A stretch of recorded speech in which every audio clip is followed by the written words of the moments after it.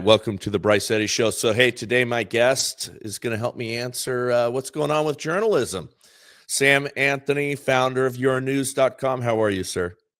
I'm good, Bryce. Thanks for having me on your show. I'm excited to be here. Yeah, same. You and I had a brief meeting last week and talked a little bit about your project and what you're doing. And I was pretty thrilled to have you come on and explain it to my audience. But, the world of journalism has changed, I think, forever.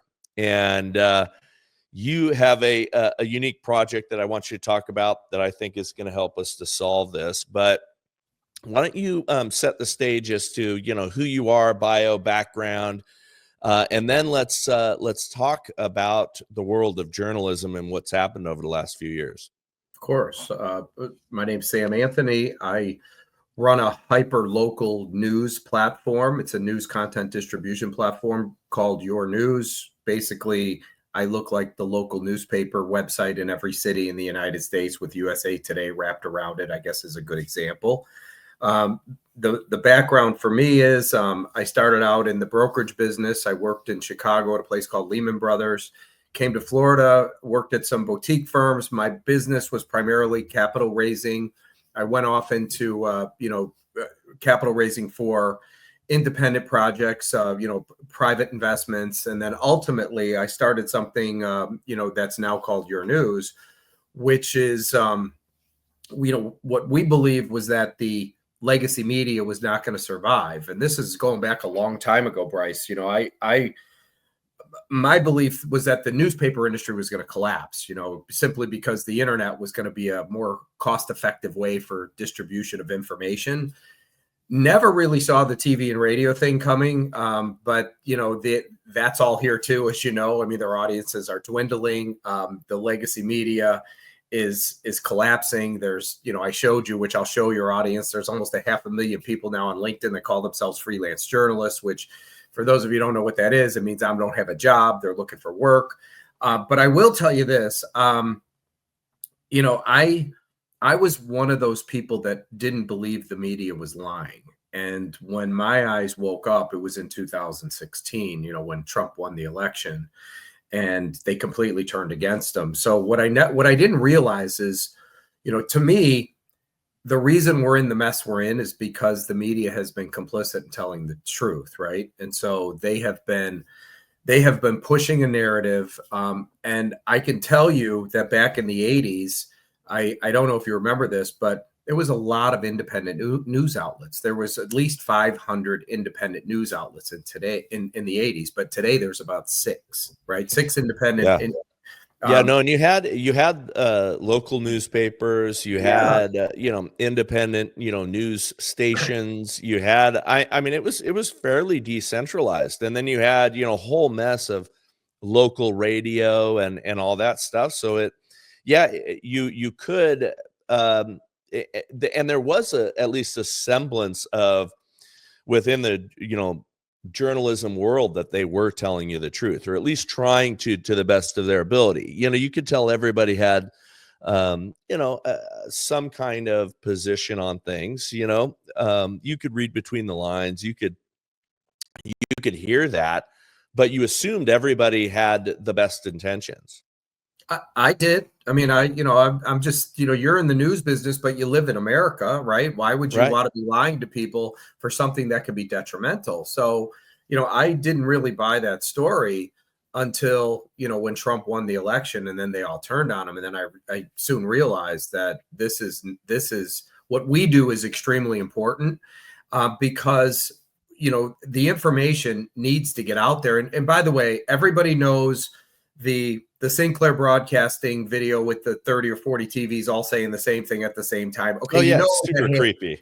Well, it is because it's called centralized news. So somebody from the top, from corporate, sent a message, an email, or whatever it is, down to the local level, which they were just reading off a teleprompter, and that is super creepy. Yeah, because it no longer is independent journalism. It's whatever this guy thinks, pushing it down to the local. They're curating what they want your thoughts to be, exactly. and that is the scary part of it all. And going back to what you saw with Trump. I mean, the lies that they, once they decided, okay, we don't like this guy, and it was about the time that, he came down the golden escalator, all right, he's not who we are picking.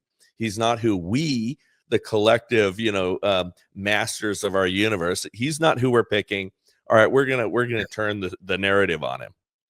Yeah, that's exactly correct. And so they fabricated stuff, right? Remember the Russia collusion thing, when they released the tape where he's talked to Zelensky or Trump released it, they were going to impeach him on that because the media was telling you, oh my God, what he said was so horrific. And then he releases it. And I went, that's it. Or the very fine people hoax that, I mean, it's bizarre because you could show people who are so committed to that, the actual transcript and video of what he actually said. And people will continue to perpetuate that. That's like a lie that, although it's been debunked, over and over again, continues to get perpetuated. It's kind of a shame, but look, what's happened is that people don't trust the media anymore, and for good reason, right? Because they obviously have an agenda. Look, I'm going to tell you a story, brief. The Jeffrey Epstein thing, Amy Robach, okay? She was going to report the story. Yeah, ABC, I think, something like that, and right? then a phone call came from some high powers, and they pulled the plug. So wouldn't you think this is a story that needs to get out to the public? Yeah. Okay, but it wasn't. This is where independent journalism comes in, because independent journalism will tell you, but this is corporate controlled, and it's easier to control a corporation than it is to control 50,000, freelance people, right? That are doing their own thing. You can't get a grip on them. So it's all centralized. And therein lies the problem. And I talk about that. That's a theme of this show, continuously is, there are powers, and, I think that there are, globalists, for lack of a better term, or people who just believe in centralizing control over everything, right? We're going to be in charge. We're going to pat you small people on the head. You're going to do what you're told.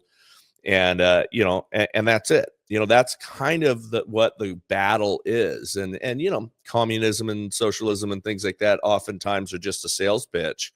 But the truth is they just want to control us. And you see it in every aspect. And journalism just, was one of those things. It's so powerful that was supposed to be a check on all that stuff, but it got swallowed up like, everything else. I mean, think of how, much of every single industry has consolidated into 2 or 3 very, very powerful companies that kind of own it all. And then you have this crazy semblance of choice, but truth is none at all. And journalism is just a way that they can keep us kind of all numb to it. And that's the challenge. And it's not like I'm telling you something you don't already know. When a country invades another country, the first thing they do is take over the media because they want control of information. Okay. That's right. So what did our country do? They somehow got control of the 6 entities that controlled the mainstream media, and they were able to control the narrative. Now, when we would say, this is obviously government influence or government skewed, they would say, oh, it's a conspiracy theory. Well, it turns out that they were getting billions of dollars through U.S. aid. That's what the truth is. They were all getting paid to do this, right? And so look at Canada. At least they say there's no such thing as free speech, and all the media is controlled by state. It's state-controlled media. At least up front. Yeah. Here, it was all a facade. It was all BS. None of it existed. Now, it did 40 years ago, okay, 50 years ago, but over time, it all consolidated. And so we had all this independent news reporting, all of it went away. And so therein lies the problem. So what we do, and here, and by the way, I'm telling you all this for a reason, and you and I have had this conversation. For your audience, Bryce vetted me, okay, before we even got on. He made sure I wasn't some whack job that was full of it. I had to have something that's actually real. So what I do, the legacy media is not going to survive. And we talked about this, the age bracket between 25 and 54 for network TV stations. For the first quarter of this year, there was 500,000 people that viewed in that age bracket. Horrible. here's the reason why. It's because of how they consume things, right? It's just the difference of how people consume information. The younger generation, just watch your kids. None of them watch TV. They don't Yeah. listen to radio on the dial. They certainly they don't read newspapers or magazines. Everything they get is right here. Yeah, Okay. yeah. It's all streaming. It's all quick form. It's all fed to them. Yeah. Yeah. No, it's not everybody. I mean, you saw it with radio, like terrestrial radio, which I absolutely loved. I mean, I was a radio junkie, talk radio junkie.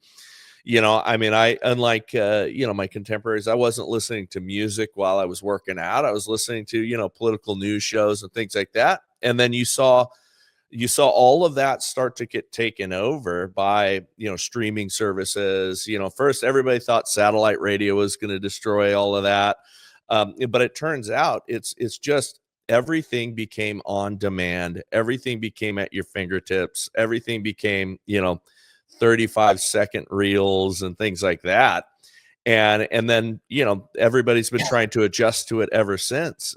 And we have the greatest time and the scariest time on the planet simultaneously, because you're watching, all of the powers that would like to control us see what they can do to reconsolidate. That's what they did, during COVID, to, control the narratives on everything and get all of the social media companies to start, suppressing. And then, praise God for Elon Musk in that, he kind of broke the back of that thing.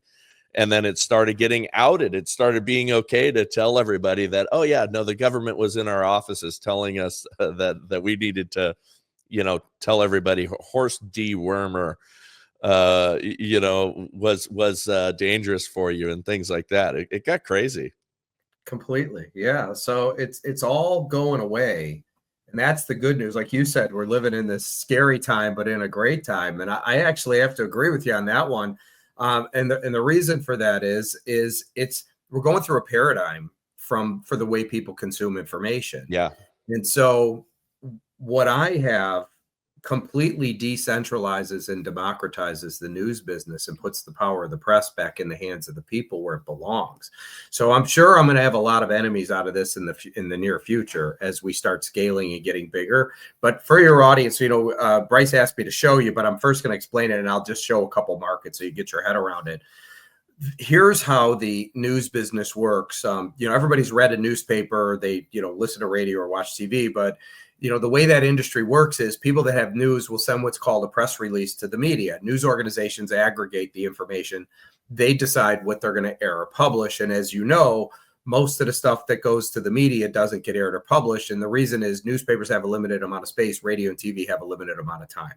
Well, my platform, we're an aggregator of the identical content, but we have the ability to print it all because there's no cost, and we can organize it by subject and geography. So I can make a story appear at a city, a county, a market, state, regional, or national. Somebody's little league game, sports news for the city. The high school football game, sports news for the market, which is defined by television DMA.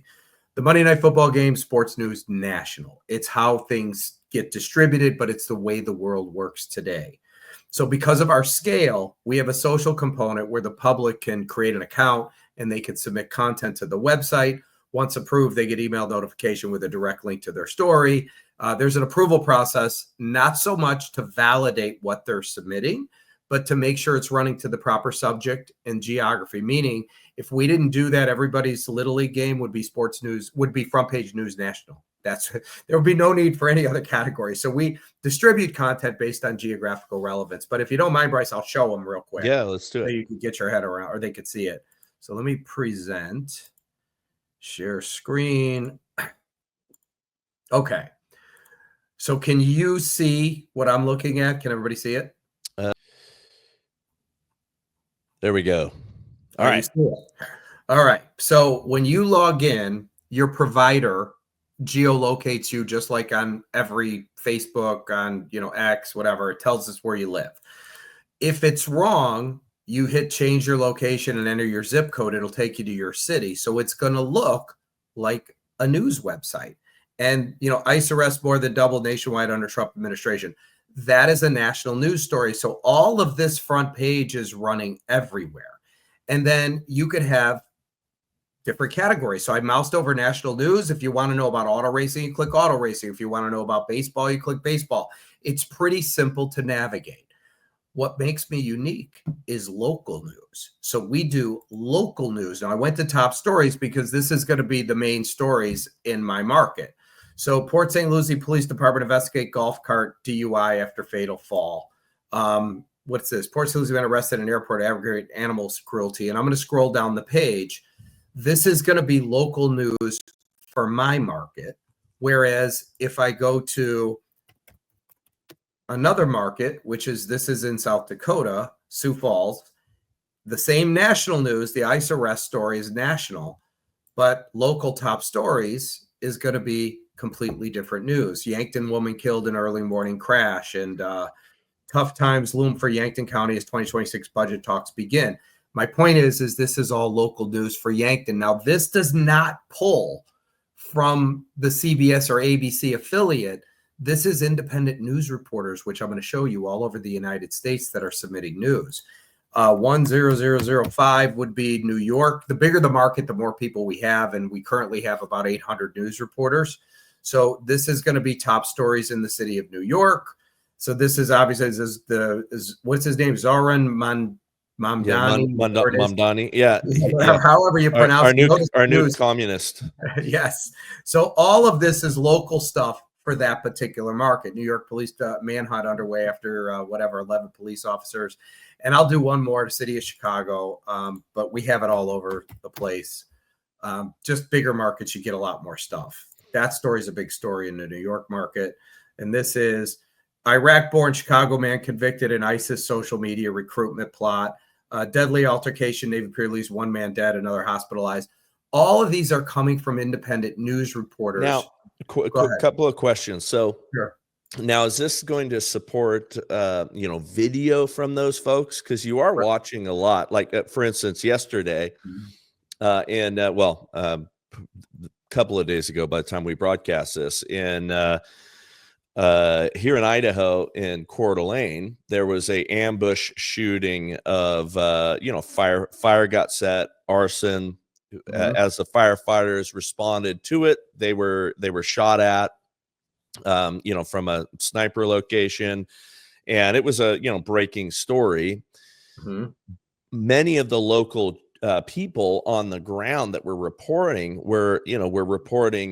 and these are like regular people that have their blogs, and they're reporting on their phones, doing quick record, uploading it to X. Here you go. So I think this is powerful. It's multimedia. It doesn't matter. So this is instant news, but it's news that's by the people for the people, right? So the difference between me and them is like if somebody wants to report, let's say somebody they're a food critic. They like to go to restaurants, do restaurant reviews. Let's say somebody wants to write about fashion. Let's say somebody likes home and garden stuff. Let's say somebody does movie, is a movie critic or a local theater critic. That falls under entertainment news. We could do it both on a local level and on a national level right here. So what you're witnessing right now is this is live video going on of a show on our platform in our multimedia category. Now, just because it's multimedia multimedia is going to have like a lot of the political podcasts that are conservative political. However, can you see, let me share this tab. Do you see what I'm looking at right now? Yep. Okay. So there, see where it says pending to. Okay. So this is Randy Perham, which special guest Steve Wright, candidate, Texas 35th Congressional District. That is going to be a video. Diamond and Silk. Remember Diamond and Silk? Well, Diamond died, but Silk is one of our contributors. So I'm going to show you. There's a lot of times she puts videos, and this one does not have one, but the last one did. President Trump poised for successful 2026 midterm after raising a record $1.4 billion since re-election. Now, she writes news, okay? This is not somebody that used to work for CNN or ABC or Fox or any daily newspaper, not the New York Post. This is somebody that is politically active. So here's what I want to watch. I'm going to show you this. Her market is Raleigh-Durham. That's what she's set to. But I'm going to override that because it's not a Raleigh-Durham story. And I'm going to hit publish. Now, I happen to be sitting in the city of Chicago on my website. And I'm going to go national news and politics. Here it is. President Trump poised for, is that cool or what? Yeah. So that just got distributed across the United States. But as you saw, we could do stuff more granular. I could take, there's markets. And for your audience, you know, you were talking about that market that happened in Coeur d'Alene, Idaho. Kootenai, right, but I think County, yeah. Yeah, Kootenai County, which is part of the Spokane market. So I saw a story come in about that today, which is running in the Spokane market, right? Yeah. Top Yep. story. Yep. However, these are your TV DMAs. And so I'm going to, you know, just pull it over here so people can see this. There's Atlanta, Birmingham. This is how TV works today. Here's your Chicago market, Madison, Milwaukee. So the way our system is set up is if I want something to go to Chicago, it'll go to exactly that market. If I wanted to go to the New York market, it's not the city of New York, it's the whole metro. It's where the television is delivered. So Chicago's this whole area. Indianapolis is all these counties. Peoria is here. So we could distribute information like that, or we could distribute, let me just get over here. We could distribute information to a specific state. It doesn't matter. So this is the state of Florida. Whatever I'm doing, if I hit add, what it does is it assigns it to the state. So if it's Governor DeSantis signs bill into law, it's going to be in our politics section, but it's going to run to the state of Florida. Okay.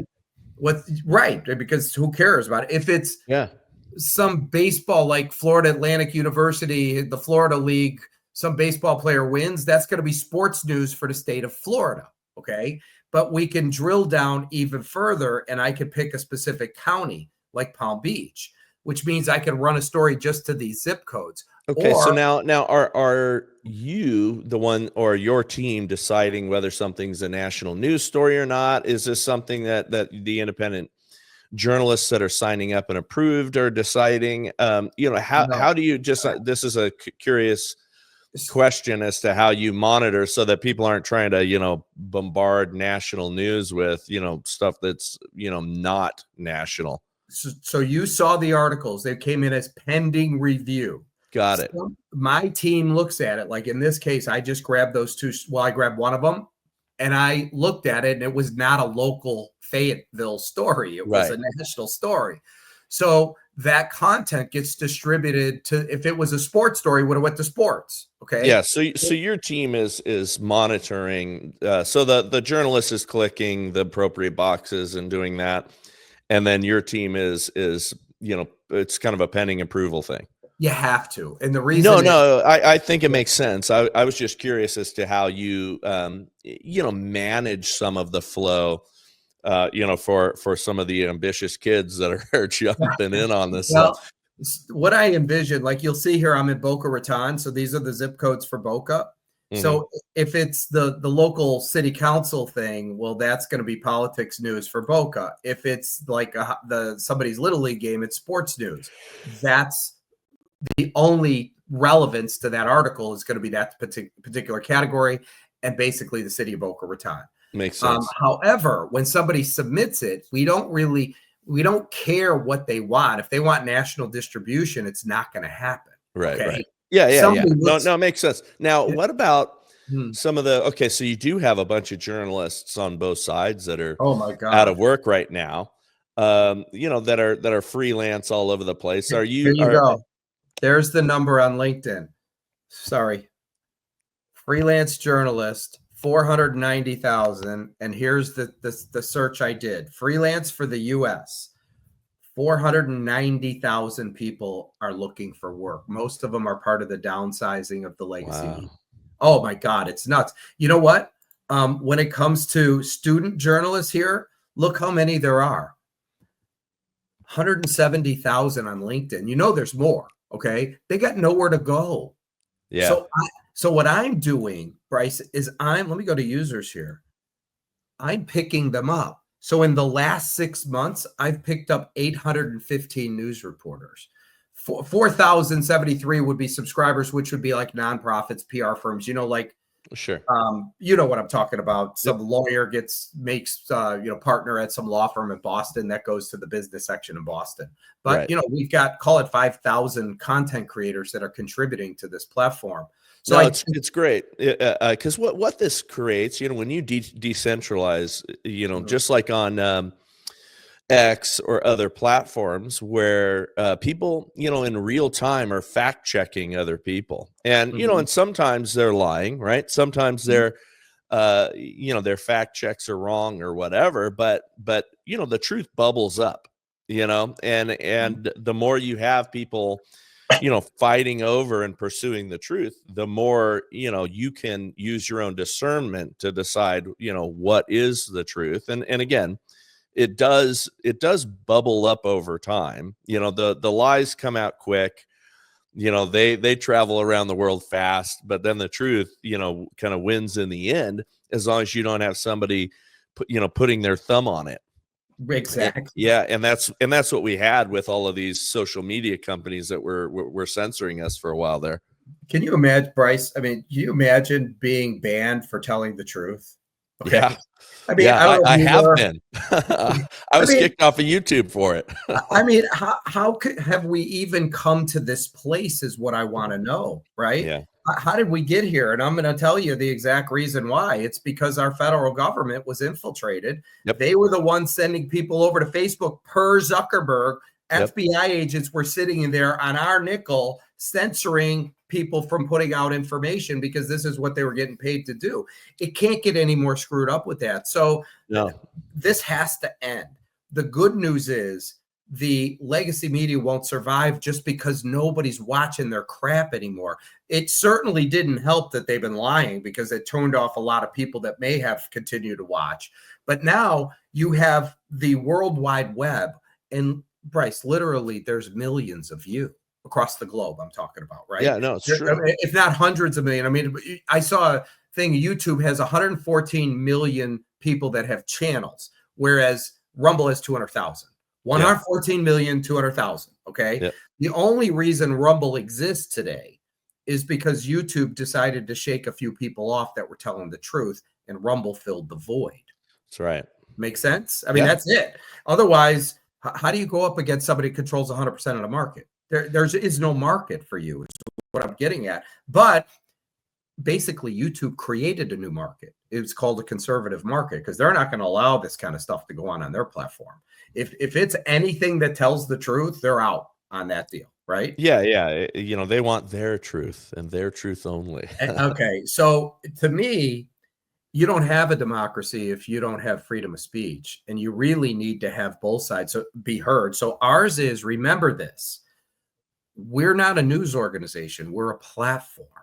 Yeah. Where we bring on people that are either in the news business that have been displaced, like the people that got kicked off of YouTube that went to Rumble.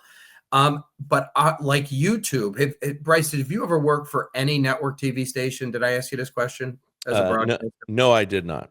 Okay, but guess what? You're a broadcaster now. You are. Yeah. No, and I've been blessed to get to go on, news shows and things like that over the years, because, you have now, voices that are, working hard to tell the truth, or at least, we are expressing opinion, and, it's our opinion, and it's not, under the guise of, listen to us. We have no bias here. No. We've got no dog in this fight whatsoever. I mean, everybody's got a bias. Everybody's got a perspective. Everybody's got a position that they take. It's fake, and it has been fake for a long time for these people to pretend they're just neutral arbiters of the truth. Preaching to the choir here. I get it. No, I was asking you about that because the technology today, like if it was 30 years ago, you wouldn't be doing this. Okay. That's right. Yeah. No, you couldn't. Exist. So all of a sudden, YouTube's got 100 million people that are broadcasters, 100 million. And that's across the globe, right? France, Germany, whatever. But look, the cream rises to the top, right?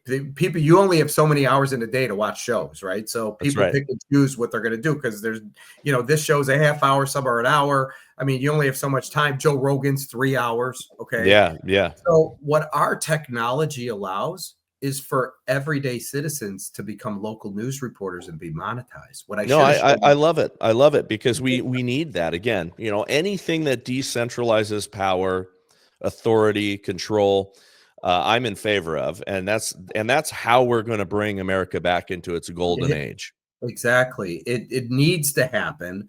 There's a demand for it. The whole industry is imploding. I just showed you 500 or 490,000 people that are calling themselves freelancers that are looking for work. That void is, let's say I quit what I was doing, somebody's going to fill this void. Yeah. It's got to be filled. Okay. And so what I do will actually become the next mainstream media where you could have millions of people contributing because it's so broad in scope. Yeah. No, No, it's and if you want to safe. find out what's happening on a story, you've got so much to choose from on down to that granular level. You Mhm. can, again, like we saw with the, firefighter and law enforcement ambush, in CDA, you get to hear what's actually going on in real time. You get to, find out what went on from, multiple different perspectives, and you'll arrive at the truth. And, again, we can use our discernment, Yes, in the process instead of just being force fed, what somebody else has decided you ought to know. exactly. So Yeah, this is, so it allows the public to form their own conclusion, that's right. right? That's right. Whereas we live in a world right now where they're telling us what our conclusion is before it even Yeah, happens. yeah, and we all, and we all assume that they had our best interest in mind, and we all assumed that what we were being told and what was being curated for us was the truth. Well, so Sam, I am so happy that you're doing this. I think it's great. How do we follow you, and then how do journalists who are interested and want to contribute, at that local level, or how do they follow you? How do they get in touch? Sure, I'll tell you. So if you're interested in just being a reader, you go to yournews.com. If you don't see your city name at the top, change location, put in your zip code. News and information is free. It always will be. Okay. We're supported by advertisers.